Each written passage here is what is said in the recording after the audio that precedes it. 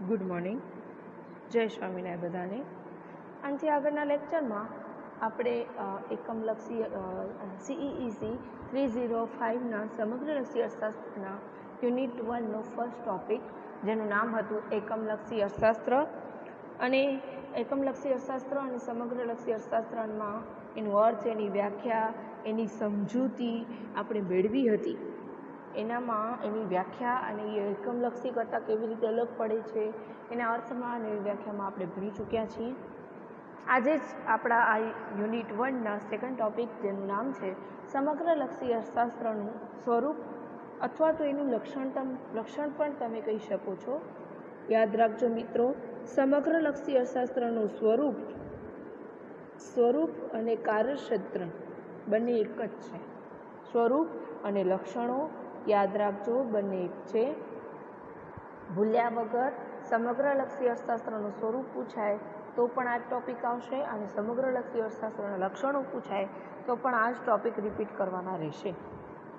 હવે આપણે એના સ્વરૂપો ઉપર આવી જઈએ તો સમગ્રલક્ષી અર્થશાસ્ત્રનું આધુનિક સ્વરૂપ વિશ્વવ્યાપી મહામંદીના કારણે અસ્તવ્યસ્ત અર્થતંત્રને સુધારવાના આશયથી સમગ્ર અર્થતંત્રને પ્રભાવિત કરતા પરિબળોનો અભ્યાસના અર્થે આવેલા પુરુષાર્થમાંથી આકાર પામ્યો છે. અહીં આપણે એના લક્ષણો કહો કે સ્વરૂપો કહો, બંનેની ચર્ચા કરવાની રહેશે. વિશ્વવ્યાપી મહામંદીના કારણે આપણા અર્થતંત્રના સ્વરૂપમાં વિવિધ પ્રકારના અસ્તવ્યસ્ત પરિણામો આપણે ભોગવ્યા હતા. એ પરિણામોના સ્વરૂપમાં અર્થશાસ્ત્રમાં એકમલક્ષી અને સમગ્રલક્ષી અર્થશાસ્ત્રના એક નવા જ પ્રકારના એકમલક્ષી અને સમગ્રલક્ષી સ્વરૂપો આપણી સમક્ષ આવ્યા છે. જેમાંના તમે એના સ્વરૂપ કહો કે લક્ષણો કહો, એની ચર્ચા આપણે આજે કરવાની રહેશે આ લેક્ચરમાં. જેમાંનું સૌથી પહેલું સ્વરૂપ છે કે સમગ્રલક્ષી અર્થશાસ્ત્ર એક નૂતન અર્થશાસ્ત્ર ગણવામાં આવે છે. અર્થશાસ્ત્રને સ્પર્શતા સમગ્રલક્ષી પ્રશ્નોના અભ્યાસ અંગેના સમગ્રલક્ષી અભિગમમાં કેન્સે નૂતન અર્થશાસ્ત્ર તરીકે ખૂબ પ્રચલિત અને લોકપ્રિય બનાવ્યું હતું. પરંતુ આજે જેને સમગ્રલક્ષી અર્થશાસ્ત્ર તરીકે ઓળખવામાં આવે છે, તેના કેટલાક ભાગનું નાણાકીય અર્થશાસ્ત્રના ભૂતકાળમાં પણ અભ્યાસ કરવામાં આવ્યો હતો. સૌથી પહેલાં તો સમગ્રલક્ષી અર્થશાસ્ત્રને એક નવું નામ આપવામાં આવ્યું છે, જેને આપણે કીધું છે નૂતન અર્થશાસ્ત્ર. કે આપણા સમગ્રલક્ષી અર્થશાસ્ત્રમાં અભ્યાસ અંગેના જે પ્રશ્નો છે, એમાં વિવિધ પ્રકારના નૂતન પ્રશ્નો ખૂબ જ લોકપ્રિય અને પ્રચલિત બન્યા છે. જ્યારથી આપણી વિશ્વવ્યાપી મહામંદી અસ્તિત્વમાં આવી હતી, એ મહામંદીના કારણે વિવિધ પ્રકારની નવી આર્થિક સમસ્યાઓ આપણી સમક્ષ આવી. એને દૂર કરવાના વિવિધ પ્રકારના પ્રયત્નો થયા, અને એટલા જ માટે પ્રોફેસર કેન્સ એ આપણા સમગ્રલક્ષી અર્થશાસ્ત્રને નૂતન અર્થશાસ્ત્ર તરીકે બોલવામાં અને નૂતન અર્થશાસ્ત્ર તરીકે રજૂ કરવામાં વધુ લોકપ્રિય ગણતા હતા. પરંતુ તમે સમગ્રલક્ષી અર્થશાસ્ત્રનું જ્યારે તમે અભ્યાસ કરશો, ત્યારે તમને ખબર પડે છે કે એના જે કેટલાક ભાગો છે, એના કેટલાક જે અભ્યાસો થાય છે, એ અભ્યાસો આપણા પહેલાં નાણાકીય અર્થશાસ્ત્રમાં એટલે કે ભૂતકાળમાં પણ આપણે એવા જ પ્રકારના અભ્યાસો કરતા હતા. અને આમ સમગ્રલક્ષી અર્થશાસ્ત્રનું સૌથી પહેલું સ્વરૂપ છે કે સમગ્રલક્ષી અર્થશાસ્ત્રને નૂતન અર્થશાસ્ત્ર તરીકે ભલે જોવામાં આવે છે, પરંતુ એનો અભ્યાસ પહેલાં પણ કરવામાં આવતું હતું, અને એના અમુક ભાગોનો અભ્યાસ પહેલાં પણ કરવામાં આવતું હતું, અને હાલના નૂતન અર્થશાસ્ત્રમાં પણ એનો અભ્યાસ કરવામાં પણ આવે છે. આ એનું પહેલું સ્વરૂપ હતું. હવે આવશે સમગ્રલક્ષી અર્થશાસ્ત્રનું બીજું સ્વરૂપ, જેનું નામ છે આર્થિક પ્રવૃત્તિના સમગ્રલક્ષી સ્વરૂપોનું અભ્યાસ. સમગ્રલક્ષી અર્થશાસ્ત્ર મુખ્યત્વે આર્થિક પ્રવૃત્તિઓના બૃહદ સ્વરૂપનો અભ્યાસ કરે છે. અર્થવ્યવસ્થાના પલક પર ચાલતા અર્થવ્યવસ્થાના સમગ્ર સ્વરૂપનો અભ્યાસ કરે છે. તેમાં રાષ્ટ્રીય ઉત્પાદન, આવક કે ભાવ સપાટી જેવા મોટા પરિમાણો તેમજ તેના પેટા પરિમાણો જેવા કે કુલ રાષ્ટ્રીય પેદાશ, એના પરિણામો, કુલ વપરાશ, કુલ રોકાણ વગેરે તથા તેમને નક્કી કરતા પરિબળોનો અભ્યાસ કરવામાં આવતું હોય છે. મિત્રો, સમગ્રલક્ષી અર્થશાસ્ત્રનું બીજું સ્વરૂપ છે કે આર્થિક પ્રવૃત્તિના સમગ્રલક્ષી સ્વરૂપોનો અભ્યાસ. કે સમગ્રલક્ષી અર્થશાસ્ત્ર છે એને તમને બૃહદ સ્વરૂપ ધારણ કર્યું છે. એનું નામ શું છે? તો કે સમગ્રલક્ષી અર્થશાસ્ત્ર.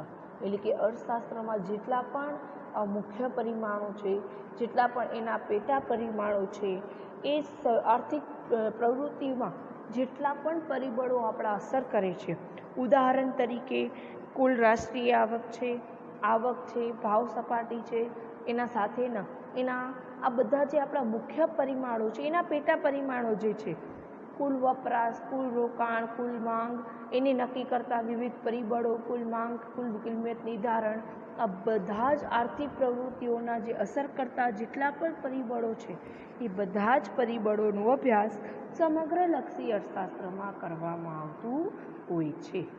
એનું બીજું સ્વરૂપ છે. પછી આવશે એનું ત્રીજું સ્વરૂપ કે જેનું નામ શું છે? તો કે સમગ્રલક્ષી અર્થશાસ્ત્ર સમાન ગુણી પરિમાણોના કદનો અભ્યાસ કરે છે. જેમાં શું કહે છે કે સમગ્રલક્ષી અર્થશાસ્ત્ર સમાન ગુણી પરિમાણોના કદનો પણ અભ્યાસ કરે છે. નાણાકીય વિશ્લેષણમાં સમાન ગુણી નાણાકીય સરવાળાનો અભ્યાસ કરવામાં આવે છે. આ સરવાળા એટલા બધા સમાન ગુણી હોય છે કે તેમનું ભેગું જ અભ્યાસ અથવા ગણતરી કરવી પડે છે. ઉદાહરણ તરીકે ફિશરના નાણાં પરિમાણના સિદ્ધાંતમાં જે તમે ભણી ગયા છો, એટલે કે નાણાં એમ, બેંક નાણું એમ ડેસ્ક, નાણાંનું ચલણ વેગ એટલે કે વી, અને બેંકના નાણાંનું ચલણ વેગ એટલે કે વી ડેસ્ક. આ બધાનો એક સાથે અભ્યાસ કરવાનું કામ સમગ્રલક્ષી અર્થશાસ્ત્રમાં કરવામાં આવે છે. જો અહીંયા શું કહે છે કે સમગ્રલક્ષી અર્થશાસ્ત્ર શું કરે છે? તો કે સમાન ગુણી જે પદો હોય, સમાન ગુણી જે પરિમાણો હોય છે, એનો અભ્યાસ એક સાથે કરવાનું કામ આપણું સમગ્રલક્ષી અર્થશાસ્ત્ર કરે છે. એકમલક્ષી અર્થશાસ્ત્ર જ્યારે તમે અભ્યાસ કરશો ત્યારે એમાં મુખ્યત્વે એકમ અને એકલક્ષીય અભ્યાસ કરવામાં આવતા હોય છે. જ્યારે સમગ્રલક્ષી અર્થશાસ્ત્રમાં માત્ર એક પરિમાણનું નહીં, પરંતુ સમગ્ર પરિમાણોનું, એટલે કે સમાન ગુણી કદો ધરાવતા એક સરખા પરિમાણોનું અભ્યાસ કરવાનું કામ આપણા સમગ્રલક્ષી અર્થશાસ્ત્રમાં જ કરવામાં આવતું હોય છે. આ એનું ત્રીજું સ્વરૂપ હતું. હવે આવશે એનું ચોથું સ્વરૂપ કે એકમલક્ષી અને સમગ્રલક્ષી અર્થશાસ્ત્રોમાં કુલ પરિમાણોની શું છે? અહીંયા વિભિન્નતા છે. કુલ પરિમાણો એટલે કે કદ દ્વારા કુલ ઉત્પાદન, કુલ આવક, કુલ રોજગારી વગેરેને લગતા સરવાળાનો ઉલ્લેખ કરવામાં આવે છે. તેના અભ્યાસને સંપૂર્ણપણે ફક્ત સમગ્રલક્ષી અર્થશાસ્ત્રનો અભ્યાસ ગણી શકાય નહીં, કારણ કે એકમલક્ષી અર્થશાસ્ત્રમાં પણ કુલ પરિમાણોનો અભ્યાસ કરવામાં આવે છે, પરંતુ સમગ્રલક્ષી અર્થશાસ્ત્રમાં વિચારવામાં આવતા સમૂહોની તુલનાએ એકમલક્ષી અર્થશાસ્ત્રના વિચારોના કુલ પરિમાણોનું જુદું જ ગણવામાં આવતું હોય છે. જો અહીંયા એકમલક્ષી અને સમગ્રલક્ષી અર્થશાસ્ત્ર અભ્યાસ કરે છે, બંનેના પરિમાણો એક સરખા તમને જોવા મળતા હોય છે, પરંતુ જે એના પરિમાણોનું જે પરિણામ આવે છે એમાં તમને વિભિન્નતા પ્રાપ્ત થાય છે. દાખલા તરીકે એકમલક્ષી અર્થશાસ્ત્રમાં વસ્તુના કિંમત નિર્ધારણને સમજાવવા બજારની માંગ અને પુરવઠા વચ્ચે થતી પારસ્પરિક પ્રક્રિયાનો અભ્યાસ કરવામાં આવે છે. આ બજાર માંગ વૈયક્તિક માંગનો સરવાળો છે. તેવી જ રીતે બજારનો પુરવઠો પણ વૈયક્તિક પેઢીઓને વેચાણ માટે મૂકેલા ઉત્પાદનનો સરવાળો છે.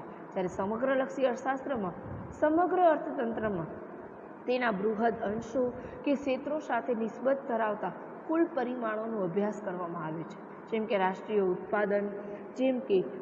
ઉત્પાદન, કુલ આવક, કુલ રોજગારી, કૃષિ ઉત્પાદન, ઔદ્યોગિક ઉત્પાદન વગેરે જેવી બાબતોનો અભ્યાસ કરવામાં સમગ્રલક્ષી અર્થશાસ્ત્રને સક્ષમ ગણવામાં આવતું હોય છે. જો અહીંયા તમારું સ્વરૂપ શું છે તો કે એકમલક્ષી અને સમગ્રલક્ષી અર્થશાસ્ત્રના કુલ પરિમાણો જે હોય છે એમાં તમને વિભિન્નતા જોવા મળે છે.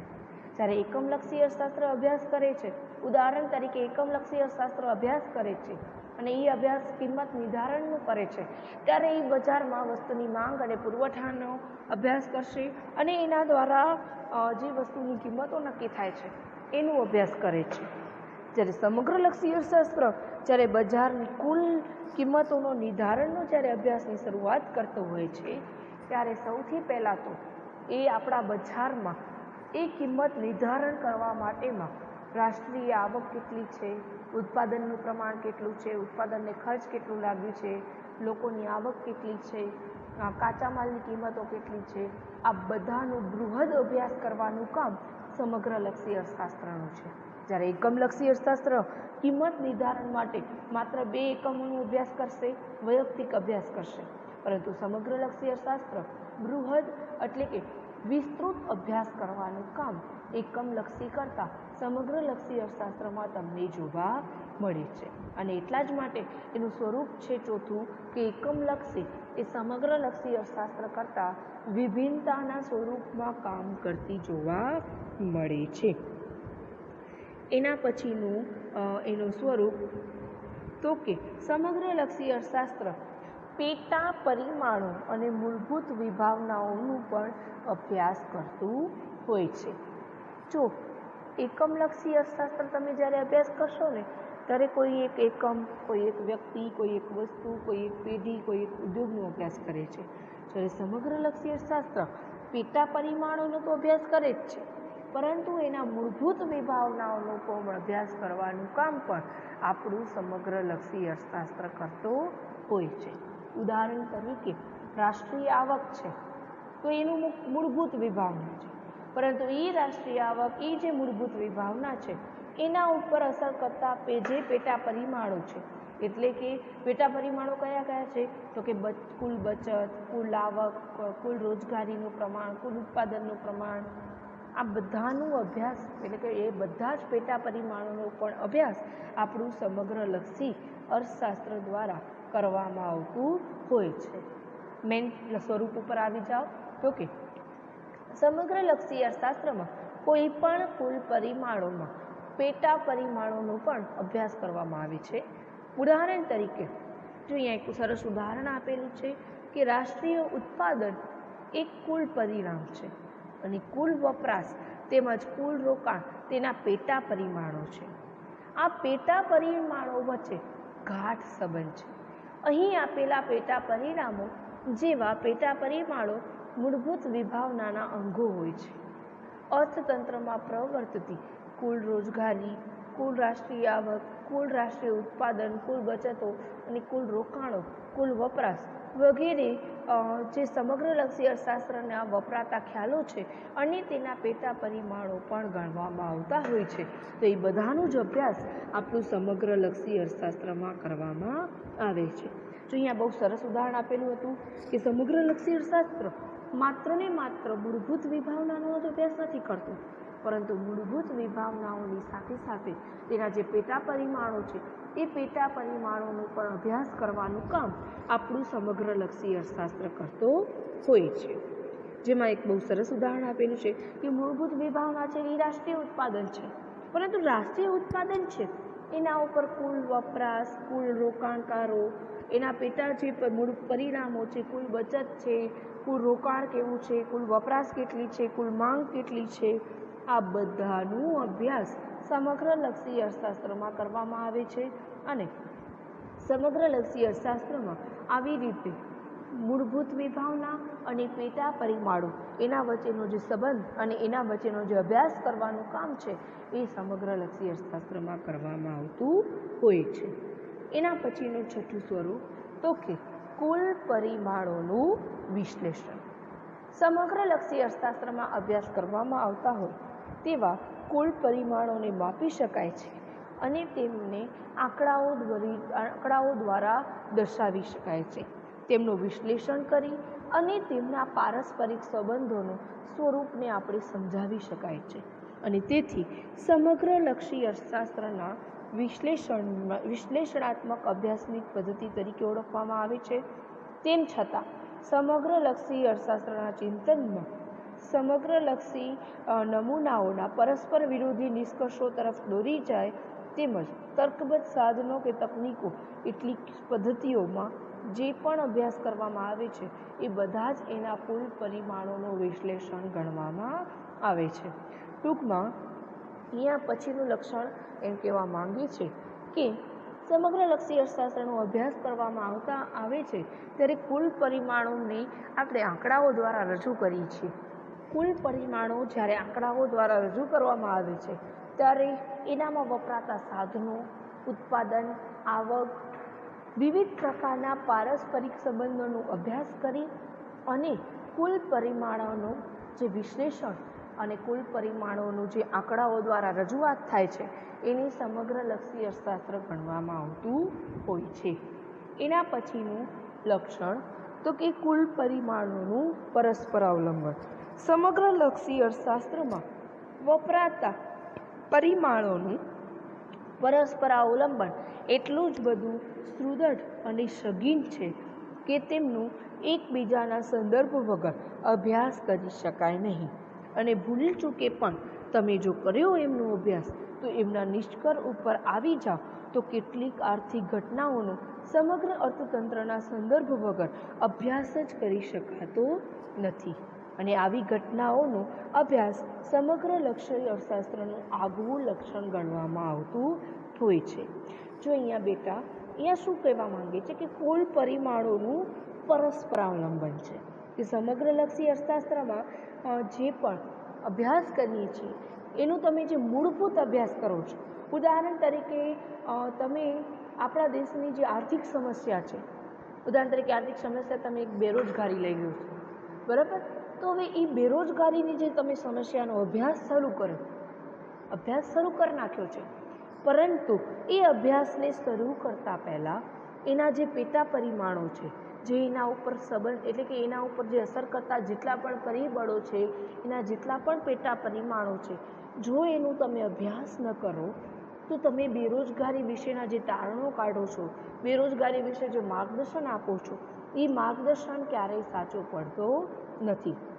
ઉદાહરણ તરીકે અત્યારે આપણે બેરોજગારીનો અભ્યાસ કરીએ છીએ તો બેરોજગારી કયા દેશમાં છે, કેટલા પ્રમાણમાં છે, એ બેરોજગારીના કારણો કયા કયા છે, એ બેરોજગારી કોના કારણે, જો આ બધાનું એક સાથે જો અભ્યાસ ન કરીએ તો લાંબા ગાળે આપણે જે પણ બેરોજગારી અંગેના જે તારણો રજૂ કરીએ છીએ એ તારણો ક્યારેય સાચા પડતા નથી. અને એટલા જ માટે કુલ પરિમાણોનો એકબીજા એટલે કે મૂળભૂત વિભાવના, એના પેટા પરિણામો, એના ઉપર અસર કરતા પરિબળો, જો એનું બધાનું આપણે એકસાથે અભ્યાસ નહીં કરીએ તો લાંબા ગાળે આપણા અર્થશાસ્ત્રના જે પણ તારણો રજૂ કરવામાં આવે છે, એકબીજા ઉપરનું જે પણ આધારપણું, એના ઉપર જેટલા પણ અસર કરતા પરિબળો છે, જો એનો એકસાથે અભ્યાસ કરવામાં નહીં આવે તો આપણા તંત્ર માટે એ સાચું પરિણામો અને તારણો રજૂ કરી શકતા નથી. અને એટલા જ માટે સમગ્રલક્ષી અર્થશાસ્ત્રનું એક અગત્યનું લક્ષણ કુલ પરિમાણોનું પરસ્પર અવલંબન ગણવામાં આવે છે. એના પછીનું સૌથી છેલ્લું લક્ષણ કે અર્થતંત્રનું વિહંગાવલોકન છે. કે અર્થતંત્રનું વિહંગાવલોકન એટલે શું? તો કે અર્થતંત્રમાં સમગ્રલક્ષી અર્થશાસ્ત્ર પક્ષીની માફક અર્થતંત્રની સમગ્ર પરિસ્થિતિનું એક સાથે ઉપરથી શું કરે છે? નિરીક્ષણ કરે છે. અને આવા વિહંગાવલોકનમાં જુદા જુદા પરિમાણોનું પરસ્પર અવલંબન પ્રદર્શિત થાય છે. તેમ છતાં ઉપર છલું સર્વસામાન્ય હોઈ શકે તેમજ વિગતવાર સૂક્ષ્મ માહિતીનું પણ અભાવ જોવા મળે છે. સમગ્રલક્ષી અર્થશાસ્ત્ર આવું વિહંગાવલોકન પૂરું પાડતું હોય છે. ટૂંકમાં સમગ્રલક્ષી અર્થશાસ્ત્રમાં સૌથી છેલ્લું લક્ષણ છે કે અર્થતંત્રનું વિહંગાવલોકન કરે છે. જો મિત્રો જેમ બાજ છે એ ઉપરથી આખી પૃથ્વીને જોઈ શકે અને ઉપરથી આખી પૃથ્વીનું નિરીક્ષણ કરી અને પોતાનું જે શિકાર છે એને પકડવાનો એ પ્રયત્ન કરે છે, સેમ એવી રીતે આપણું સમગ્રલક્ષી અર્થશાસ્ત્ર સમગ્ર અર્થતંત્રનું ઝીણી એટલે કે મૂળભૂત વિભાવના, એના પેટા પરિણામો, એના પણ પેટા પરિમાણો, એના ઉપર અસર કરતા પરિબળો બધાનું એકસાથે પરસ્પરાવલંબન, એ બધાનું જ્યારે સમુચ્ચય તારણ રજૂ કરે છે. અને એટલા જ માટે સમગ્રલક્ષી અર્થશાસ્ત્ર એ આપણા અર્થતંત્રનું વિહંગાવલોકન પૂરું પાડવાનું કામ આપણું સમગ્રલક્ષી અર્થશાસ્ત્ર કરતો હોય છે. આના પછીના લેક્ચરમાં આપણે સમગ્રલક્ષી અર્થશાસ્ત્રમાં જે એનો એના જે સ્વરૂપો છે એટલે કે એના કાર્યક્ષેત્રોની ચર્ચા આપણે એના પછીના લેક્ચરમાં કરીશું.